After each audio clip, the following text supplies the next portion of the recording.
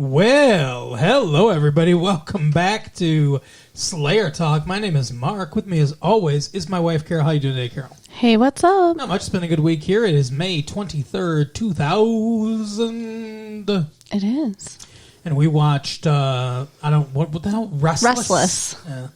This was this felt a lot like we blew our wad last week. We did everything. We wrapped up our storylines last week.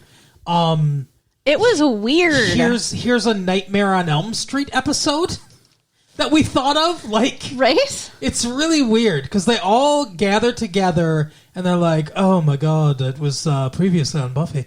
And Buffy's like, "What? What are you talking about, Giles?" And he's like, "Well, it was just it was very exhausting to all be inside you at the same time." Like, ew. And she's like, yeah, whatever. And she's like, let's watch a movie. And Xander wants to watch Apocalypse Now. It's weird how he's like, because he was that military guy one Halloween when that fucking dude turned him into a military guy. It's like he loves military shit now. Well, and he somehow retained all that information, though. It's weird. Yeah. Well, I guess it's like the people that turned into like jackals or whatever that ate that principal. Oh, God. Yeah. Ugh. Speaking of principals, the Principal Schneider, makes an eaten appearance by a snake, makes an appearance here. Because basically, they all get together to relax and like a normal, friend group. Don't do it. And watch a movie. Right. They have popcorn. They're like chilling, and the next thing you know, they all passed out because they're exhausted. Joyce comes downstairs and she's like, my last name's Sutherland, but I'm not related to Donald Sutherland. What? What the fuck? Did you never realize that? I think her name is Christine Sutherland. That's who plays Buffy's mom. Okay. But she's not related to Donald Sutherland, who was the Watcher in the Buffy the Vampire Slayer movie. Weird. Yeah, it's weird, right? Yeah. At least I don't think she's related. I never went to the library and researched it, but I don't think so. I guess I could do it on the internets. But she comes down and meets Riley. Actually, that's where we're at when we start the episode. Yeah, that's right. Joyce and Riley are meeting for the first time. I'm the first live man to deflower your daughter. Hello. And she's like, "It's so nice to finally meet you." And she's like, "Did you get the finally?" Like, I don't know what that was about. Yeah, I don't know. I think because like she was like she's mad that she didn't get to meet him sooner. I guess. No. But Buffy's like, so you got to go back for debriefing and everything. He's like, yeah, it'll be fine or whatever. They're not going to disappear me. They're probably going to disappear him. I mean, that's really, brave. I wouldn't go back in there. Fuck that. But apparently they're giving him credit for saving most of their people. So we did see that shadowy organization talk about that at the end of the last episode. So. Yeah. But yeah, this episode definitely feels like it didn't need to be. No, it's really... It wasn't a bad episode. No. It was weird. It was weird and confusing for a lot of it. And like I said, it really felt like they made a Nightmare on Elm Street, and they were like, we want to make a remake of Nightmare on Elm Street, and we're just going to do it with Buffy characters. It was like a fever dream. But that's why they get rid of Riley, though. And Anya isn't there, is she? I don't think Anya's there either. Anya's not there. She appears in the dreams. Yeah, and Tara also appears in the dreams, but is not there. Yeah, but it's just the core group. It's all the people that are inside of Buffy. Correct, yes. Yeah. Except for Riley, yes. Right. But yeah, so we start with Willow's dream. I think it's interesting to me. Willow is at school and constantly continues to appear at school. Yeah. And Xander was, I think, like in places of employment. Well, he was on the playground at one point, and he was... Oh, his basement. Everything comes back to his basement. That's what it is. Okay. He was on the ice cream truck he works on. Right. But everything moves back to his basement. Yeah. So it's like, it feels kind of like Willow feels like maybe she's stuck in school. Okay. And Xander feels like he's stuck in that basement. Sure. And then every place Giles goes, I noticed, is like an entertainment venue. Something of like leisure or whatever. Because he's stuck without having a purpose. Yeah, because he doesn't have... Yeah, he's always lounging around, basically. And then from his point of view. And then Buffy is... Buffy transmogrifies to all the different areas. She goes to all the different places. Because it's kind of like they're almost like sharing. Yeah. Yeah. Well, yeah, because they see the same stuff. Mm-hmm. There's the one thing I don't get, because he appeared in all of their dreams, was this mouse dude with cheese. Yeah, that I don't understand at all, and they never explain. They don't explain it. No, I don't understand it. I don't know if it's supposed to be symbolism or what. He seems to feel like the cheese is going to protect them. Because he talks about, like, he's like, I'm laying the cheese out for you or whatever. And, like, he's got cheese on his head at one point, and he's like, I'm not wearing the cheese is wearing me. And it's like, what? Which is some, like, weird fucking, like, Beauregard philosophical thing where it's like, you're not watching the TV watches you. And it's like, no. That's not what's happening. Well, like, okay, so in Willow's dream... Willow! So, like you said, she's in school, and, like, Seth Green is there, even though, like, you know, we know he left. So that's our first clue. Seth Green's it took you forever to realize it was a dream. You're like, what's happening? What's happening? I'm like, they're asleep. I knew it was a dream. I knew it was a dream immediately. I almost said something when we were watching it when you responded that way, but I didn't. I knew it was a dream as soon as they were like, oh, let's fucking watch this movie. We'll stay up because we're all amped up. And then they show them all asleep. Mm-hmm. It's like a fucking Da Vinci painting or something like that, the way it's framed. They're all, like, center framed. But yeah, I knew when I said, oh, he's gone, I knew, like, not Xander. What the fuck's his name? Giles. No. Oh. Seth Green's character. Oz. Like, oh, well, you know, he left. When I said he left and you're like, it's a dream. I'm like, I know it's a dream. I'm just commenting like these are clues that it's a dream. But she's not always in school, because at one point she's like chilling with Tara and they're talking about naming her cat. That is the one time, but that's also on campus because that's their dorm room, yeah. But that is the one time when she's not in school, I guess. She's drawing like weird pictogram things, like it's like some kind of weird bizarre language on her back. I think it was supposed to be a henna tattoo. But it's like Sumerian or something. It's like some ancient language. It's weird. Yeah, she's just leisurely like painting Tara's back. I feel like the point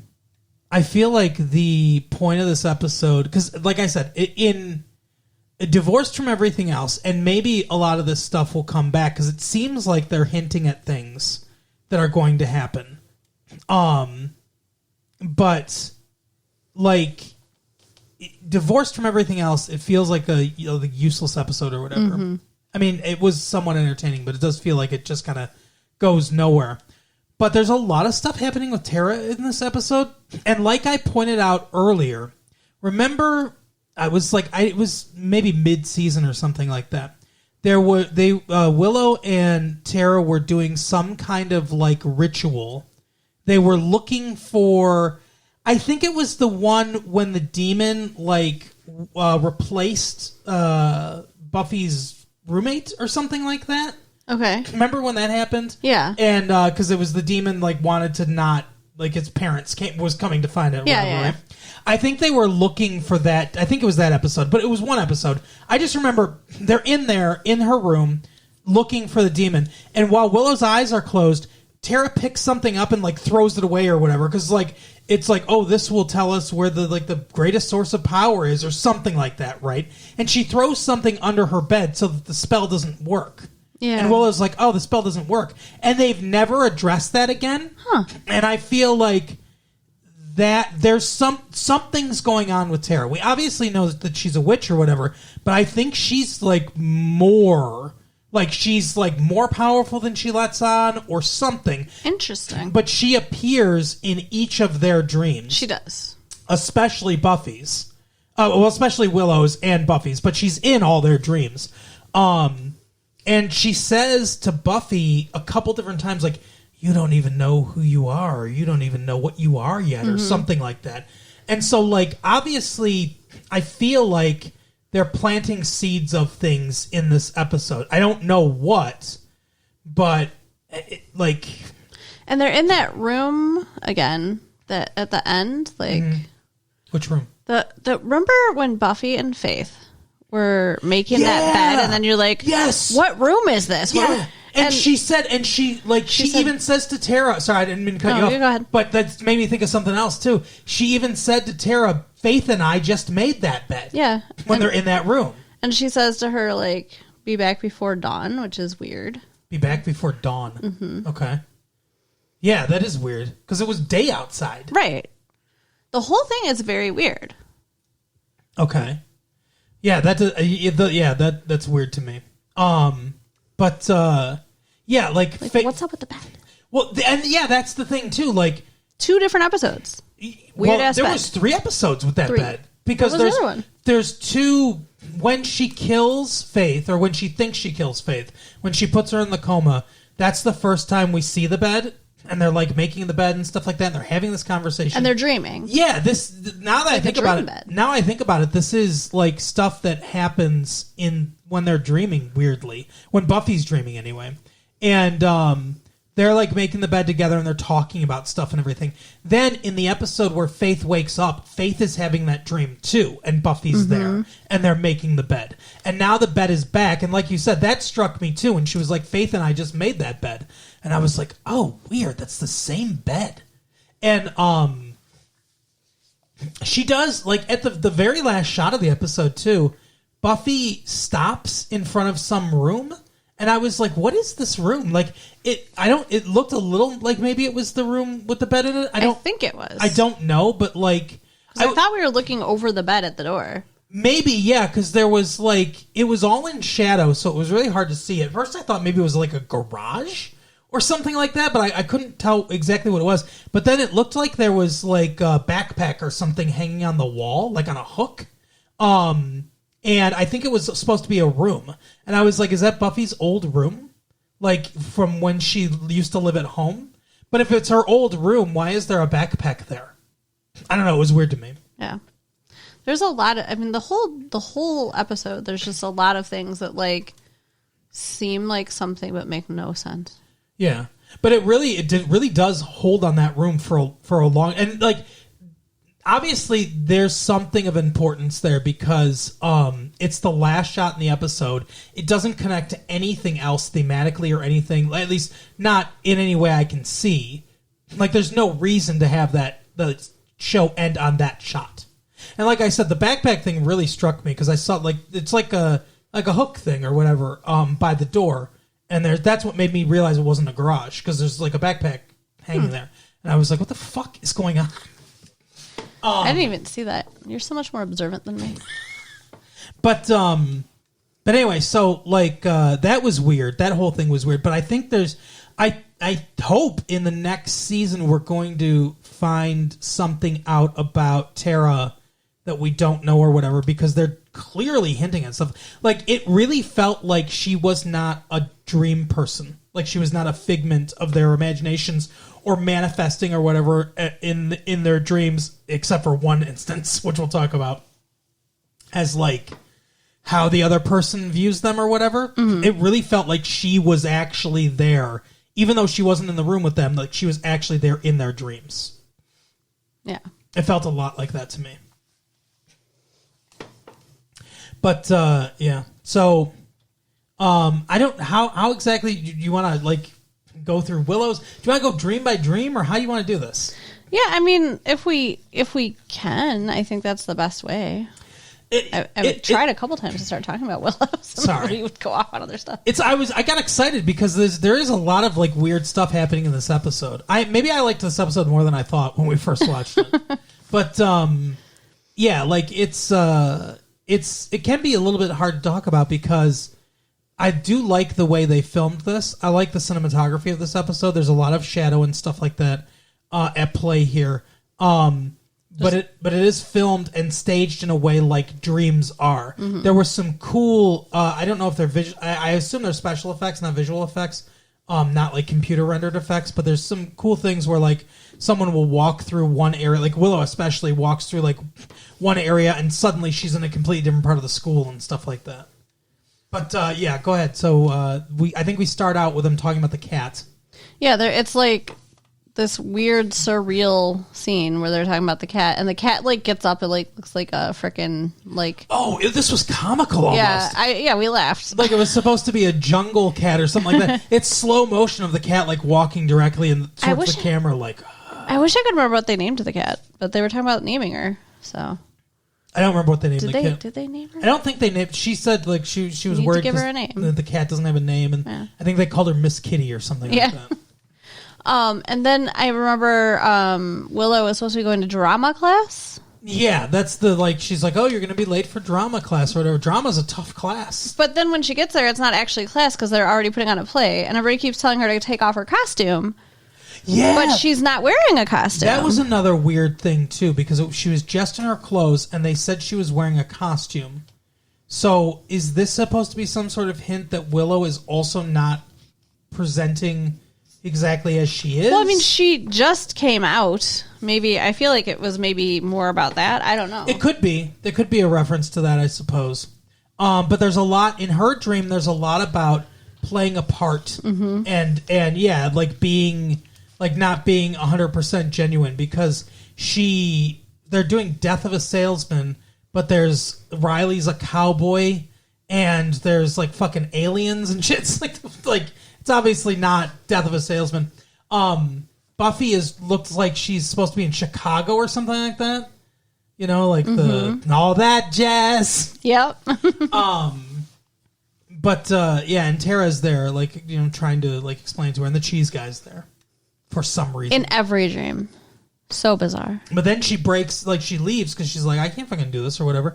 And she goes into like a regular classroom where it's her turn to read some kind of thing. Yeah, like a poem or something.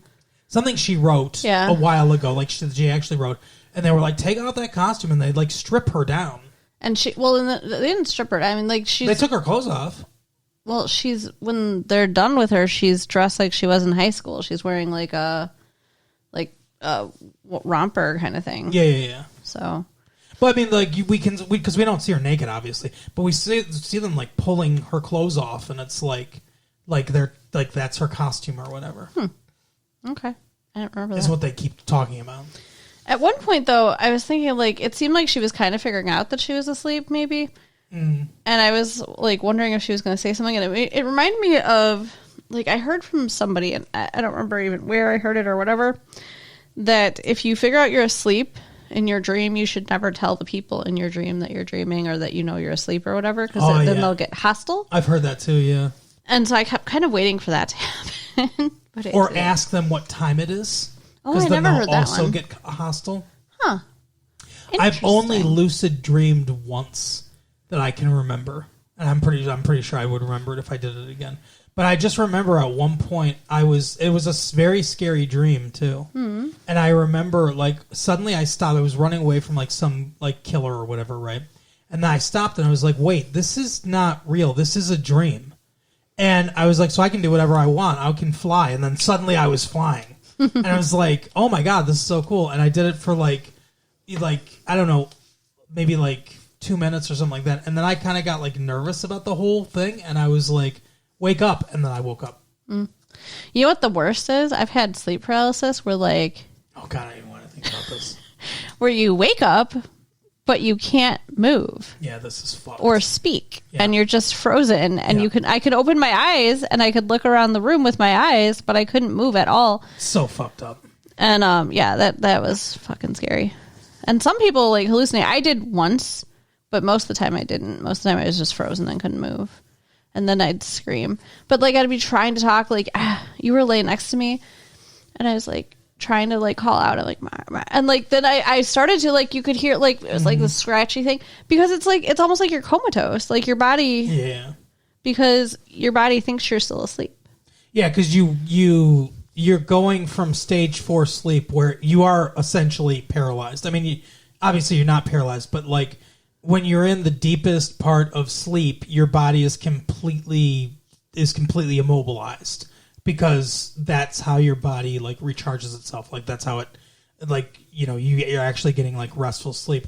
But if you come up from that too fast, you can regain consciousness before your body is aware that you are no longer in that stage of sleep. And that's essentially where sleep paralysis comes from. And if you It's are temporary. Yeah, and if you're in REM, then Yes, that's if you where the pass hallucinations through, come from. If you pass through REM, then you can hallucinate, which is also not cool. That's where people like hallucinate demons and shit like that and everything. Because it's a scary, like, fearful thing. It is. It's awful. But anyway, so like Willow's, they're all being chased by something. That's the other common thread that's going through all these dreams. They're all being chased by That something. looks like a mouse. I kept thinking it was going to have something to do with the mouse dude because it looked like a wild animal, kind of like. Was he supposed to be a mouse? He just looked like a bald guy to me. Oh, maybe I think I was imagining that it was a mouse. That's what I was imagining. The monster was a mouse because he had cheese. Oh, okay. But it's not a mouse. No. Spoilers, guys. But anyway, the thing like reaches in and grabs Willow's heart and pulls it out. And so then she's then we flash to her like on the couch and she's like, like she's dying. Yeah. Ugh.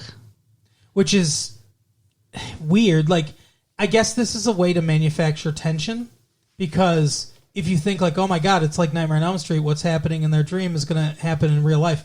But it really doesn't. No. Like, and I don't know if that's because of Buffy or what, but like, I don't know. It seems weird. But like, I thought at the time, I was like, oh my God, Willow's in fucking danger.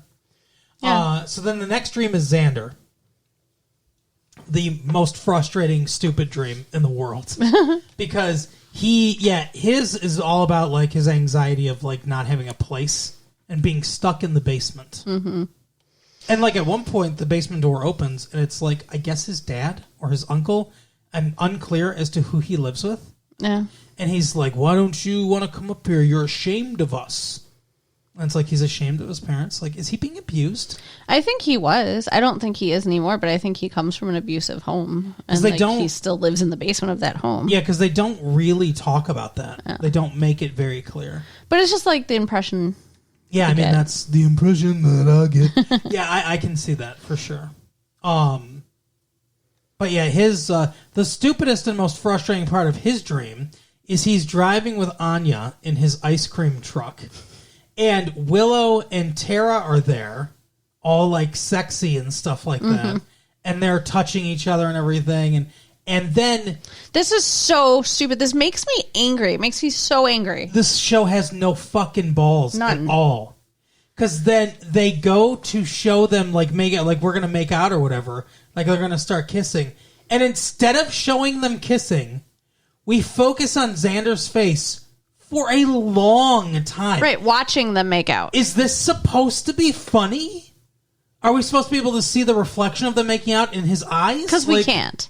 Like, I don't understand. Like, if you don't want to show them making out, I think that's cowardice. But fine. But why are we focusing on his face for so long? Yeah, just move on then. That was supposed to be funny, I guess? I don't know. Look at how long they're doing it, and we're not showing you anything. Except for Xander's face. It's like a tease? Yeah, I don't fucking get it. It's dumb, and I hate it. And then he just... Show the girls making out. Right? Right? And, like, there's nothing wrong with it, so whatever, Joss. I mean, like, I guess, like, having lesbian characters is, I guess supposed to be progressive of him, but... If you're not going to actually let them be lesbians, then... Exactly. It's like, the fucking Star Trek, they let Uhura and Kirk kiss.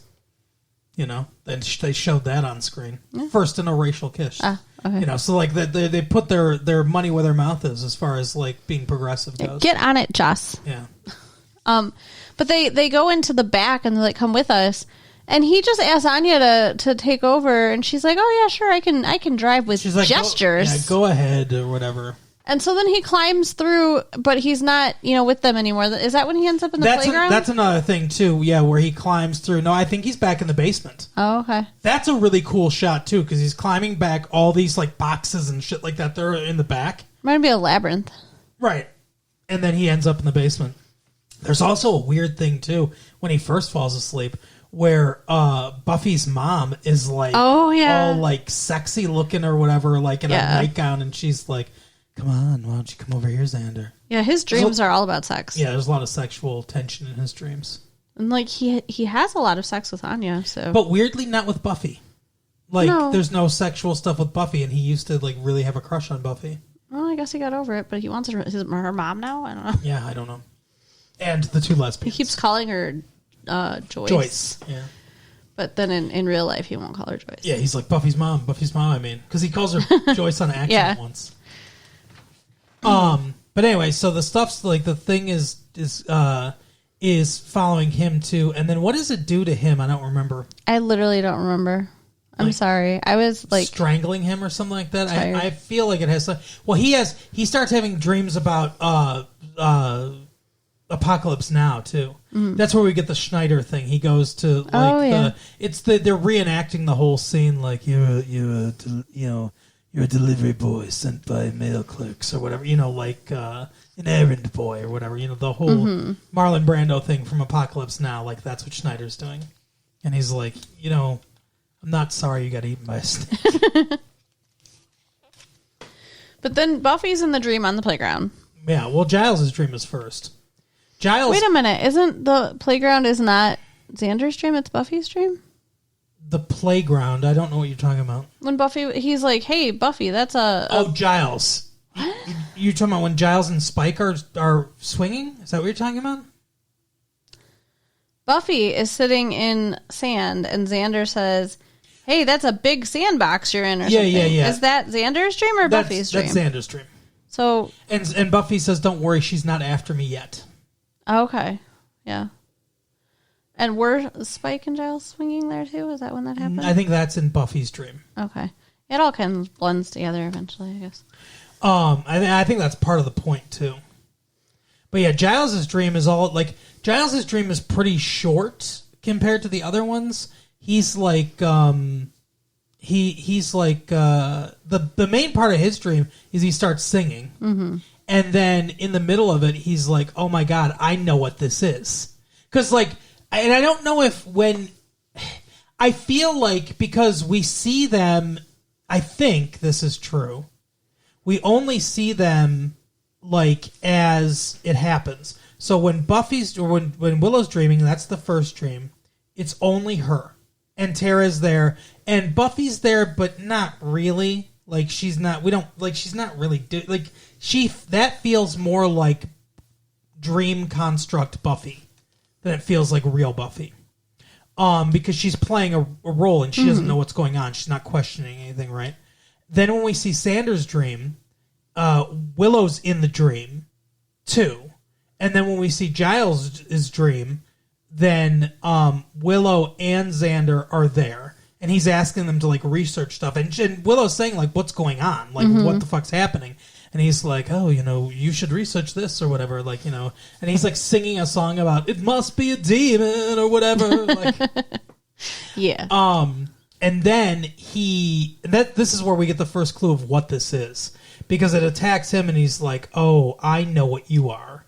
And he's like, you're like, but we shouldn't blame you. You never had a watcher. So that's when we get the first clue. I was like, oh, it's a Slayer? Yeah.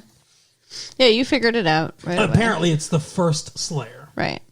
Now, I'm still confused as to whether or not this is like kind of real. Maybe it is. I don't know. Because it kind of seemed like it was because they said what they did stirred it up or something. Yeah, so Buffy goes into the dream, and then Buffy ends up fighting the demon. Mm-hmm. But it's not really a demon. Well, yeah, fighting the first Slayer, the spirit of the first Slayer, whatever it is. And she can't talk, so is it Tara who's talking for her? Tara is speaking for it. Yeah. And she's like, no, I want to hear from you myself or whatever. And after they fight a little bit, the first Slayer does start talking, like a little, or whatever. Mm-hmm. And, she's like, you know what? I'm done with this. Basically, that's how she resolves it. She stops fighting it, and she's like in the first Nightmare on Elm Street, where Nancy just turns her back on Freddy. She's like, you know what? I'm done with this. We're done. We're all going to wake up now. And then they all wake up and have this conversation about what's going on. And that's when Giles is like, oh, all of us being inside of you or whatever stirred up. Because I guess the spirit of the first Slayer lives inside of her. Ew. And that I don't like that. And that like because that's where the power comes from or whatever. It's like passed down. Okay. And then oh well, wouldn't it get weaker then because there's more than one Slayer?